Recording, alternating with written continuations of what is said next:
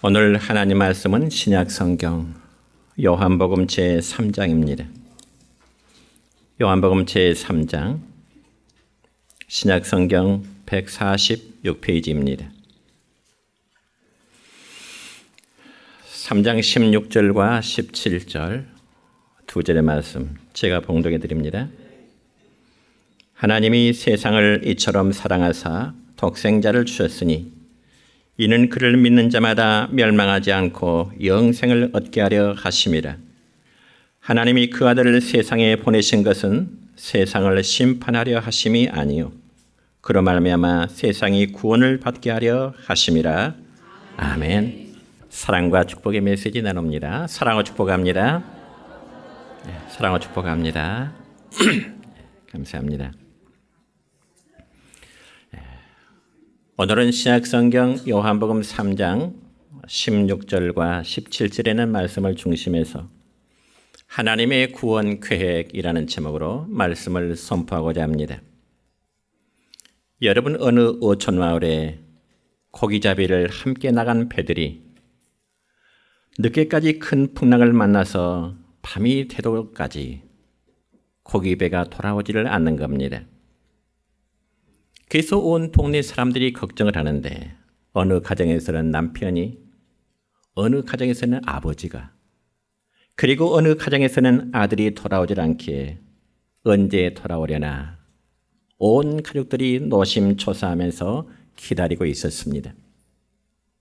그런데 설상가상으로 그날 밤 동네 어느 집에 아이가 그냥 촛불을 넘어뜨려서 집에 불이 나고야 말았습니다. 그래서 온 동네 사람들은 돌아오지 않는 고깃배 걱정보다는 당장 이웃집에 불을 끄는 것이 더 우선이 되었습니다. 이 얼마나 커다란 재앙인가요? 가장은 풍랑으로 인해서 죽었는지 살았는지 돌아올 기색은 안 보이고요. 이웃집은 불이 나서 가재도구가 다 타버렸으니 얼마나 가혹한 그 불악의 시련이겠는가 하는 것입니다. 그러다 드디어 아침을 맞이합니다. 그런데 온 마을 사람들이 그렇게 고대하던 고깃배가 항구로 들어오는 겁니다. 그러면서 그들이 이런 말을 했습니다.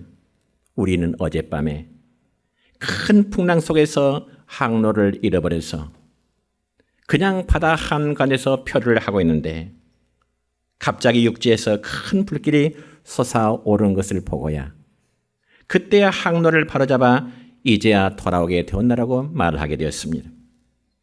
그러니까 분명 한 집에 일어난 화재는 커다란 재앙이었지만 다른 한편으로는 깜깜한 밤에 타오르는 불빛이 생명을 구원하는 구원의 불길이 되었다는 말입니다.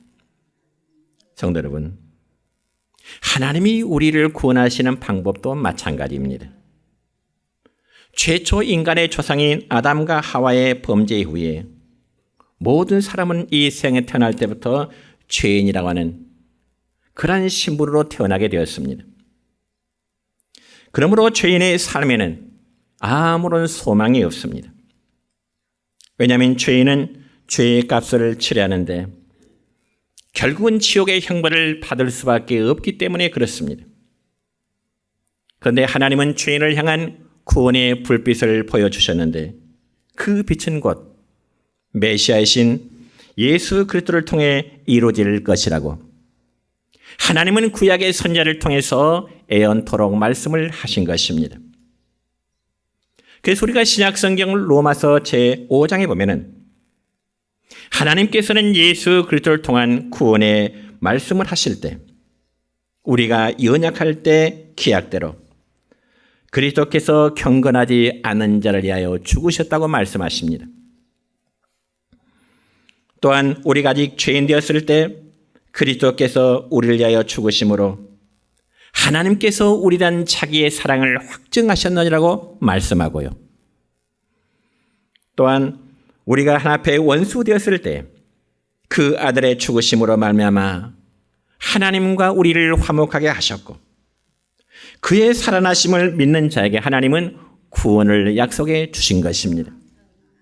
그러므로 이러한 사실을 향한 죄인들을 향한 하나님의 구원은 첫째는 하나님의 사랑에서 비롯된다는 점입니다. 오늘 우리가 읽은 말씀 가운데 본문 16절의 말씀을 보면 이렇게 기록됩니다. 시작.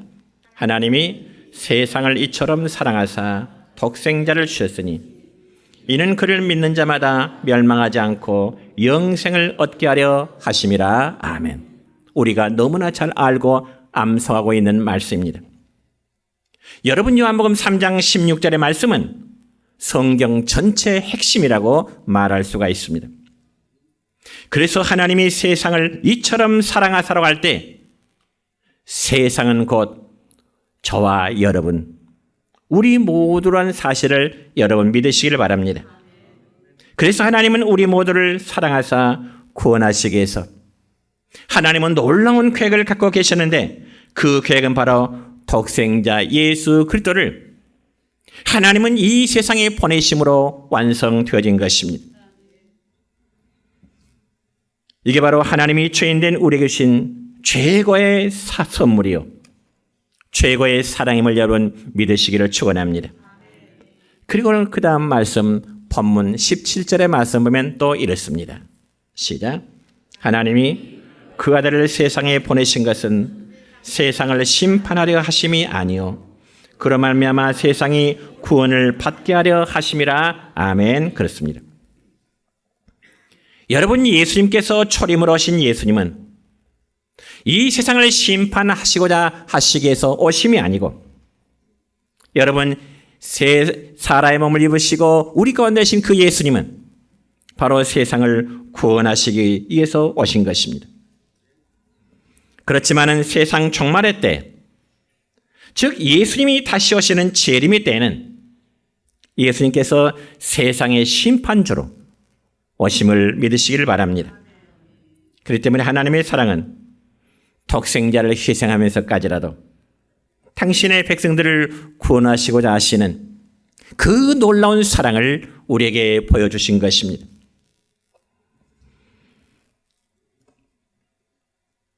여러분, 우리가 어떤 기술자가 물건이나 혹은 집을 짓고자 할 때 가장 먼저 하는 일이 무엇일까요?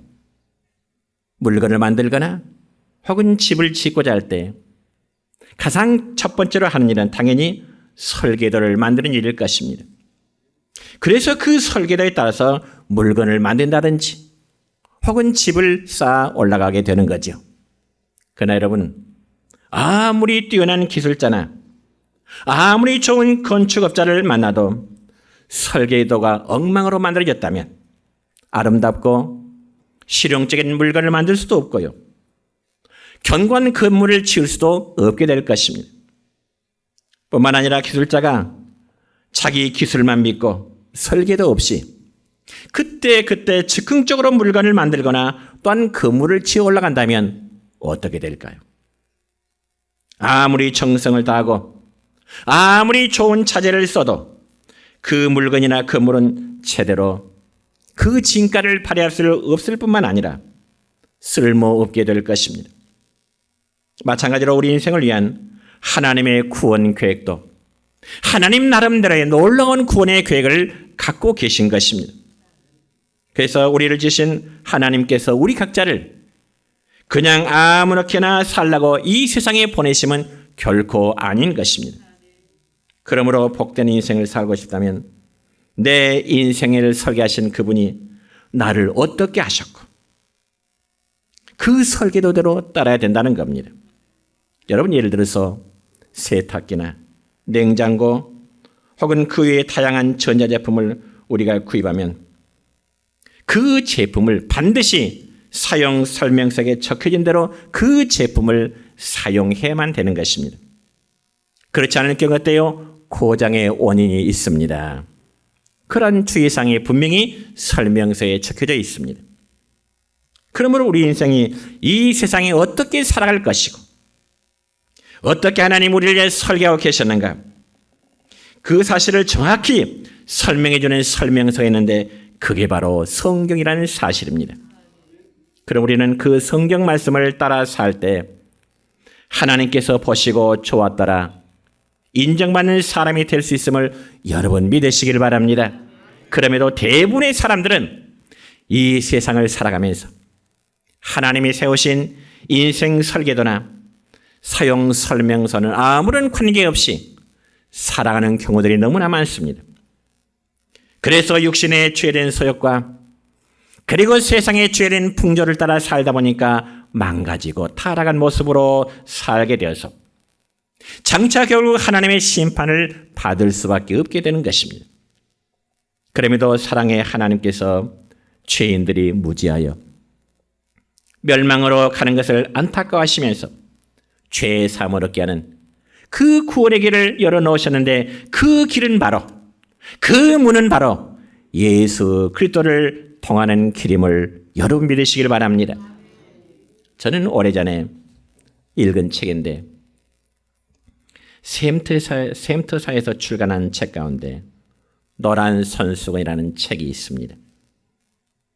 누구나 그 책을 읽은 사람이라면 가슴이 뭉클하게 되는 내용인데 간략히 한번 소개하면 그 책의 내용은 이렇습니다.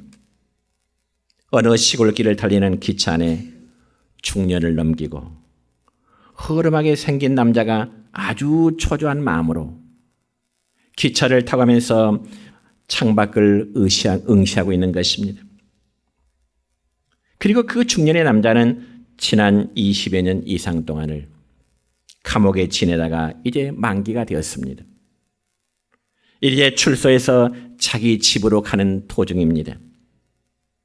그러나 집에는 자기의 아내와 자녀들이 있는데 과거에 한 번도 남편의 책임이라든지 아버지로서의 책임과 의무를 한 번도 이행해 보지 못한 남자였습니다. 그리고 누구보다 아내의 마음에 못을 받고 살았던 남편이었습니다. 그러나 이제는 기회가 주어진다면 20년 이상의 많은 감옥 생활을 마치고 자기 집에 돌아가 성실하게 살아보려고 하는 마음으로 출소하기 전에 자기 집에 아내에게 편지를 써서 보냈습니다. 그리고 그 편지의 내용은 자기가 지금까지 아내의 마음을 너무 아프게 했던 부족함과 그리고 자신의 지난 생활을 뉘우치면서 만약에 아내가 자기를 용서하고 남편으로 받아준다면 앞으로 성실하게 살겠노라고 하는 이제 아내에게 보낸 편지의 내용이었습니다. 그러면서 내가 몇 날, 몇 월, 며칠에 기차를 타고 갈 것인데 나를 용서하고 받아준다면 집 앞에 있는 큰 느티나무에 노란 손수건을 하나 걸어다오. 그런 마지막 부탁의 편지를 끝부분에 썼습니다. 그러면서 자기 집 앞에 있는 느티나무 가지에 노란 손수건이 걸려 있으면 자기가 기차역에서 내릴 것이고 만약 자기 집 앞에 있는 느티나무에 노란 손수건이 걸려 있지 않으면 그냥 지나가겠다고 하는 사연의 내용이었습니다. 그래서 그러한 대화 내용이 기차 안에 함께 타고 했던 많은 사람들에게 전달되고 모든 사람들이 그에 대한 관심을 갖게 되었습니다. 그저 많은 사람들의 반응은 아마도 용서받기 힘들 거야. 20년 동안을 감옥 생활하고 아내 마음에 못을 박았고 또 남편은 이제 자식들에게 아버지 역할을 못했으니 용서할 리가 없지. 그런 반응들이 많았습니다. 아무튼 남자가 이제 내리고자 하는 기차역이 점점 가까워질수록 객실 안에 타고 있던 사람들에게는 이제 긴장감이 감돕니다. 그리고 드디어 기차가 산모퉁이를 돌아 드디어 그 남자의 집이 나타나자 사람들은 차마 고개를 들지 못했습니다. 왜냐하면 느티나무에 노란 손수건이 걸려있지 않으면 남자는 아내로부터 더 이상 용서받지 못하고 버리움을 받기 때문에 그렇습니다. 그런데 잠시 후에 그 기차 안에는 큰 함성이 울렸습니다. 왜냐하면 눈을 들어 자기 집을 보니 큰 느티나무에 노란 물결이 넘치듯이 노란 손수건이 가득히 그 느티나무 가지에 걸려있기 때문에 그렇습니다. 그러니까 한두 개만 걸려놨다가는 남편이 혹시 못 보고 지나칠까 봐서 가지마다 가득 걸어 놓은 것입니다. 그래서 아내는 여태까지 남편 구실을 제대로 못한 남편일지라도 사랑으로 용서하고 맞아 주었다는 책의 내용입니다. 우리 모두의 가정이 정말 이랬으면 좋겠습니다. 그와 마찬가지로 우리를 향한 하나님의 사랑도 그렇습니다. 하나님의 사랑은 도저히 용서받을 수 없는 악한 죄인 괴수를 알지라도 회개하고 돌아오면 얼싸안고 기뻐하며 용서하시는 그 하나님의 사랑입니다. 우리 모두 이 놀라운 하나님의 사랑에 응답하는 성도 여러분 되시기를 주님의 이름으로 축원합니다.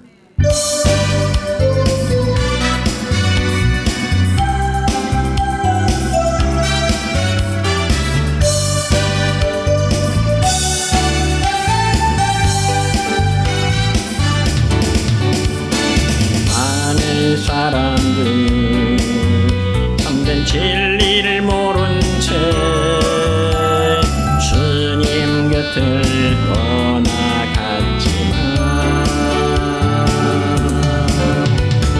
내가 만난 주님은 참 사랑이었고 진리였고 소망이었어.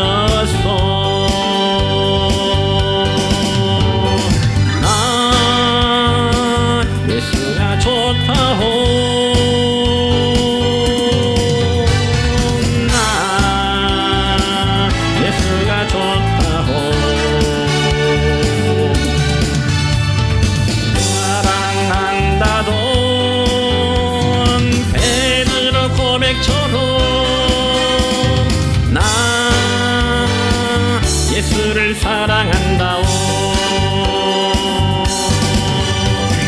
무거운 짐진 자 다 내게로 오라. 내가 너를 쉬게 하리라. 길만이 생명의 길 복된 길이라. 항상 내게 들려주셔서 나 예수가 좋다. 나 예수가 좋다고. 주를 사랑한다던 베드로 고백처럼 나 예수를 사랑한다오. 두 번째로 우리의 구원을 이루어가는 하나님의 섭리 과정입니다.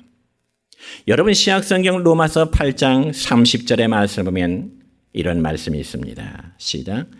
또 미리 정하신 그들을 또한 부르시고 부르신 그들을 또한 의롭다 하시고 의롭다 하신 그들을 또한 영화롭게 하셨느니라. 아멘.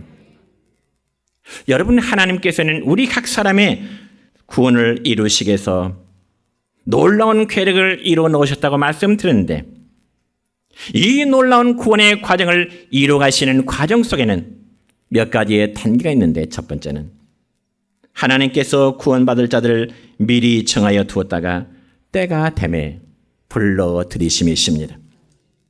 그래서 우리가 방금 전에 읽었던 말씀 가운데 미리 정하신 그들을 또한 부르시고 라는 말씀이 있는데요. 이런 하나님께서 우리를 교회로 불러들이시기 전에 이미 창세전에 우리 각자를 이미 선택해 놓으셨다는 사실입니다. 이 얼마나 놀랍고 신비스러운 일입니까? 그래서 바울 사도는 이 놀라운 사실에 대해서 에베소 1장 4절과 5절의 말씀을 보면 이렇게 증언하고 있습니다. 시작. 곧 창세전에 그리스도 안에서 우리를 택하사 우리로 사랑 안에서 그 앞에 거룩하고 흠이 없게 하시려고 그 깊으신 뜻대로 우리를 예정하사 예수 그리스도로 말미암아 자기의 아들들이 되게 하셨으니 아멘. 여러분 여기 창세전이라는 말은 이 우주 만물이 창조되기 이전에 하나님께서 저와 여러분을 선택하셨다는 말씀입니다. 그러니 이보다 더 놀랍고 신비스러운 일이 어디 있겠습니까? 그래서 우리 기독교는 신비로운 종교입니다. 우리 기독교가 신비주의가 되어서는 안 되지만은 기독교는 신비로운 종교입니다. 그리고 창세전에 우리를 선택하심은 사람들의 어떤 공적이나 일시적인 환경에 의한 것이 아니라 하나님의 주권적인 은혜로 이루어진 사실을 여러분 믿으시기 바랍니다. 그 점에서 신약성경 에베소 2장 8절의 말씀을 볼까요? 이렇습니다. 너희는 그 은혜에 의하여 믿음으로 말미암아 구원을 받았으니 이것은 너에게서 난 것이 아니요 하나님의 선물이라. 아멘. 우리 각자의 믿음은 여러분의 결단으로 이루어진 것이 아니라 믿음 자체도 하나님의 선물이라 그렇습니다. 이처럼 우리는 하나님의 주권적인 은혜에 힘입어 믿음을 갖게 되었고 또 그 믿음으로 말미암아 우리가 구원에 이르렀음을 여러분 믿으시기 바랍니다. 그러니까 이러한 믿음까지도 내 결단이 아니요 하나님이 주신 선물이라는 사실입니다. 그래서 여러분 모든 사람들이 하나님의 선택하심을 받은 자는 반드시 예수님을 믿게 되도록 되어 있습니다. 어떤 자는 일찍이 하나님의 거룩한 부르심으로 교회 안에 들어올 수도 있고 어떤 사람은 나이가 들어서 하나님의 부르심을 받는 자도 있습니다. 그래서 사도행전 13장 8절의 말씀 보니까 또 이런 말씀이 있습니다. 시작. 영생을 주시기로 작정된 자는 다 믿더라. 아멘. 영생을 주시기로 작정된 자. 구원을 받기로 하나님의 선택함 속에 든 자는 언제인가는 몰라도 하나님께서 그들을 믿게 하신다는 말씀입니다. 이처럼 하나님의 선택 안에 구원을 받을 수 있는 자는 반드시 믿게 됩니다. 이것이 바로 죄인들을 구원하시고자 하시는 하나님의 구원 경륜입니다. 그러므로 저와 여러분이 하나님의 자녀가 된 것은 우리의 행실이 좀 선하거나 우리의 차기가 있거나 어쩌면 우연한 것이 아니라 반드시 하나님의 예정과 선택에 의한 은혜의 선물한 사실을 여러분 아시고 감사하시기를 축원합니다. 두 번째로 하나님은 우리에게 믿음으로 의롭다함을 받아서 이제는 정죄함에서 해방하도록 얻게 하신 것입니다. 이 점에서 다시금 로마서 8장 30절 중간 부분의 말씀 보면 또 이런 말씀이 있습니다. 시작. 또 미리 정하신 그들을 또한 부르신 그들을 또한 의롭다 하시고 의롭다 하신 그들을 또한 영화롭게 하셨느니라. 아멘. 여러분 이 말씀은 우리가 구원함에 이르는 과정을 세부적으로 설명하는 말씀인데 첫째는 미리 정하심. 이것을 예정이라고도 하고 선택이라고도 합니다. 하나님이 우리를 창세전에 미리 정하셨어요. 그리고 두 번째는 부르심입니다. 부르심. 이건 교회 안으로 하나님이 우리를 불러들이시는 것. 다른 말로 소명이라고도 합니다. 그리고 세 번째 하나님은 우리에게 믿음 주셔서 의롭다 하신다. 죄인된 우리를 예수를 믿는 그 믿음을 보시고 내가 더 이상 너희를 죄인으로 여기지 아니하고 내 거룩한 자녀로 내가 의롭다고 인정해 주마. 이것을 신학적인 용어로 칭의라고 말합니다. 네 번째로 우리를 영화롭게 하신다고 말씀하십니다. 즉 하나님 나라에서의 완성된 삶을 의미합니다. 그러니 하나님의 선택하심을 받은 자는 예수님의 십자가가 나를 위한 속죄의 십자가임을 여러분 믿으셔야 됩니다. 그리고 죄를 회개할 때 용서함을 받으며 의롭다함을 얻게 된다는 사실 역시 여러분 믿으시길 바랍니다. 여러분이 이러한 사실에 대해서 신약 성경에 보면 베드로 사도는 그의 서신 1장 18절부터 19절의 말씀 보면은 이런 말씀으로 우리에게 교훈합니다. 뭐라고요? 시작. 너희가 알거니와 너희 조상이 물려준 헛된 행실에서 대속함을 받은 것은 은이나 금이나 없어질 것으로 된 것이 아니요 오직 흠없고 첨없는 어린 양 같은 그리스도의 보배로운 피로 된 것이니라. 아멘. 그리스도의 보배로운 피로 된 것이라 우리의 구원이. 오직 예수님의 보배로운 피는 죄인된 우리를 하나님의 자녀로 신분의 변화를 일으키는 능력이 있습니다. 그래서 주님의 십자가 보혈로 죄의 용서함을 받은 하늘 백성이 된 자들에게는 성경에 보니까 아무런 정죄가 있지 않을 것이라 말씀하십니다. 왜냐하면 하나님은 당신의 자녀된 성도들을 보호하시기 때문에 그렇습니다. 그래서 신약성경 로마서 8장 1절의 말씀 보면 이런 말씀이 기록되어 있습니다. 시작. 그러므로 이제 그리스도 예수 안에 있는 자에게는 결코 무엇이 없나니? 정죄함이 없나니. 그리스도 예수 안에 있는 자에게, 이 말은 예수님을 믿는 자에게는 정죄함이 없다. 왜냐하면 아버지 되신 하나님이 그의 자녀된 성도들을 붙들고 계시기 때문에 그렇습니다. 그리고 세 번째로 하나님이 우리를 선택하여 부르심은 우리를 영화롭게 하시기 위함이라 그랬습니다. 다시금 로마서 8장 33절 말씀에 보면은 의롭다 하신 그들 또한 영화롭게 하셨느니라 이런 말씀이 있습니다. 여러분, 하나님께서는 우리에게 믿음을 선물로 주셔서 우리를 거듭나게 하십니다. 그리고 우리의 삶을 성결한 삶으로 살아가도록 우리를 도우십니다. 그리고 장차 이르게 될 영광스러운 소망 가운데 살게 하시며 영화로운 성도로 이끌어 가십니다. 이 점에서 베드로전서 1장 8절로 9절 말씀 볼까요? 시작. 이제도 보지 못하나 믿고 말할 수 없는 영광스러운 즐거움으로 기뻐하니 믿음의 결국 곧 영혼의 구원을 받음이라. 아멘. 믿음의 결국이 뭐라고요? 영혼의 무엇이라? 구원이요. 믿음의 결국은 영혼의 구원입니다. 자, 그렇다면 우리가 이러한 사실을 알았다면, 그리고 이러한 사실을 믿는다면 어떻게 될까요? 이러한 사실을 전달하는 자가 되어야 됩니다. 그럼에도 로마서 10장 14절로 15절까지의 말씀 보면 이런 말씀이 있습니다. 시작. 그런즉 그들이 믿지 아니하는 일을 어찌 부르리요? 듣지도 못한 일을 어찌 믿으리요? 전파하는 자가 없이 어찌 들으리요?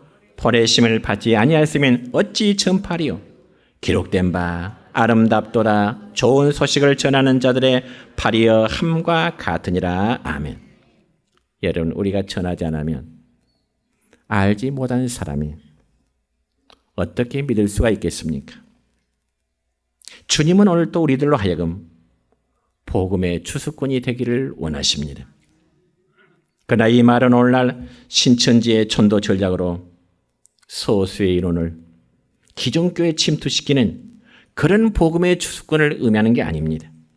이는 오직 순수한 복음을 전도해서 복음을 전하는 전도자의 발걸음을 하나님은 아름답도다 그렇게 말씀하십니다. 그렇습니다. 우리가 이 세상에 복음을 전하는 전도자의 발걸음보다 하나님 보실 때는 더 아름다운 발걸음은 없을 것입니다. 왜냐하면 여러분, 복음을 전하는 전도자의 발걸음은 곧 생명을 살리는 발걸음이 되기 때문에 그렇습니다. 이제 말씀했습니다. 하나님은 우리를 사랑하십니다. 하나님은 여러분을 사랑하십니다. 믿습니까? 그래서 아들 되신 예수 그리스도를 우리 가운데 보내셔서 죽게 하시며 우리를 향하신 하나님 당신의 사랑을 우리에게 보여주신 것입니다. 그래서 하나님은 당신의 아들이신 예수님을 믿는 자에게 구원을 약속하셨고, 그리고 우리 모두를 다 교회 안으로 불러들이셨습니다.